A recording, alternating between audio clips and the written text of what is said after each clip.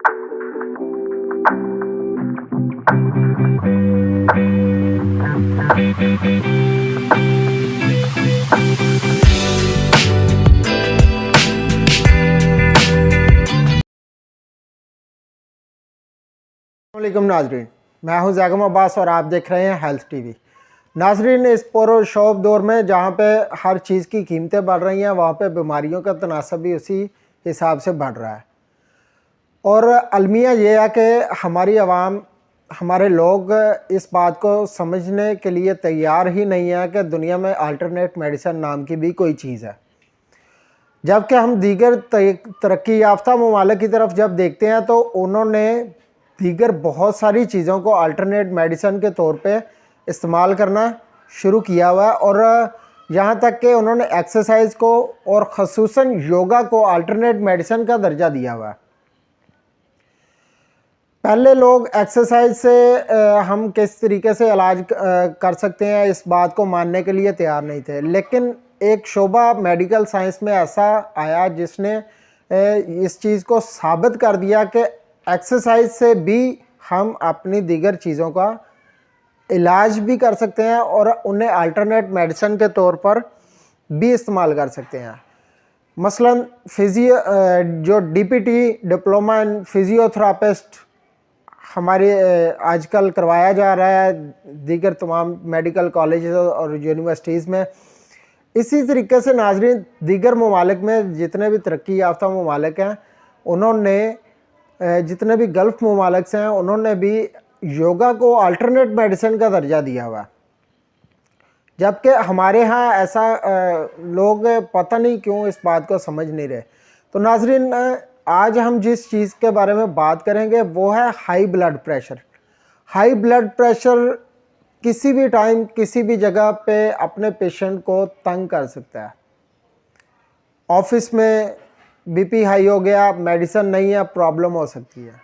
घर में BP high हो गया, कोई और नहीं है, मेडिसिन नहीं है, प्रॉब्लम हो सकती है या मेडिसिन ख़त्म है। लेकिन जो बंदा भी ये एक्सरसाइज जानता है और जिसने भी ये चीज़ें, जिसको भी इल्म है और वो इसे करता है, तो उससे ज़रा भी घबराने की ज़रूरत नहीं है। उसका जितना भी बीपी शूट करेगा, ये एक्सरसाइजेस, ये चीज़ें उसका बीपी डाउन कर देंगी। उसमें फ़र्स्ट ऑफ ऑल हम बात करेंगे चंद्रासुर की। चंद्रासुर क्या चीज़ है? चंद्रा बेसिकली कहते हैं चांद की साइड वाला को। चांद को चंद्रा बोलते हैं। चंद्रासुर, सुर कहते हैं सांस के इल्म को। तो सांस का इल्म जिसमें चांद की एनर्जी को इनहेल किया जाता है और दूसरी एनर्जीज़ को बाहर निकाला जाता है। चांद की एनर्जी को कैसे इनहेल कर सकते हैं, उसके लिए सबसे आसान तरीका मैं बताता हूँ। आप कोई भी फिंगर को अपने राइट नोज़ पे रख लेंगे, राइट साइड वाली नोज़ पे, और लेफ़्ट साइड से इनहेल करेंगे। मैक्सिमम इनहेल करने के लिए आपकी गर्दन, आपकी कमर सीधी होनी चाहिए। आप खड़े हैं, लेटे हैं या बैठे हैं, इस चीज़ से कोई फ़र्क नहीं पड़ता। अगर आप बेड पे लेटे हुए हैं, आपकी तबीयत ज़्यादा ख़राब है, तो आप तब भी कर सकते हैं। अगर आप खड़े हुए हैं, किसी चीज़ के सहारे के साथ खड़े हैं या स्ट्रेट खड़े हैं, तब भी आप कर सकते हैं। अगर आप कमर सीधी रख के बैठे हुए हैं, गर्दन और कमर, आप तब भी कर सकते हैं। करना सिंपल ये है कि राइट नोज़ को बंद करना है, लेफ़्ट साइड से इनहेल करना है,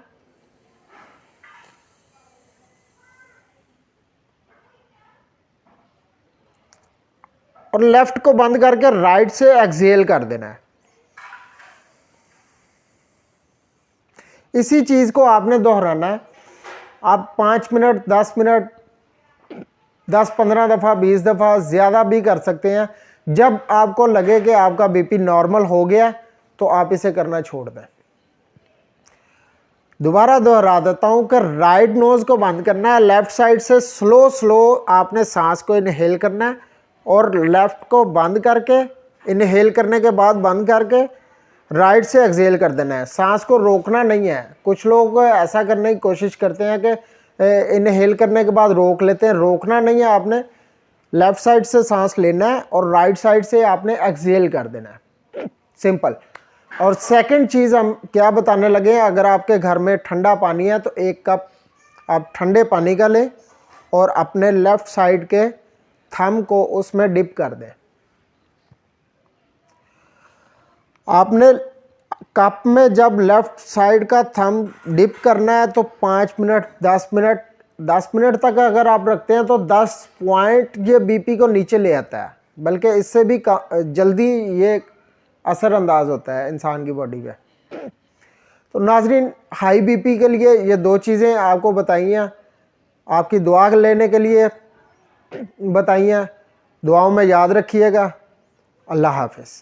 शुक्रिया।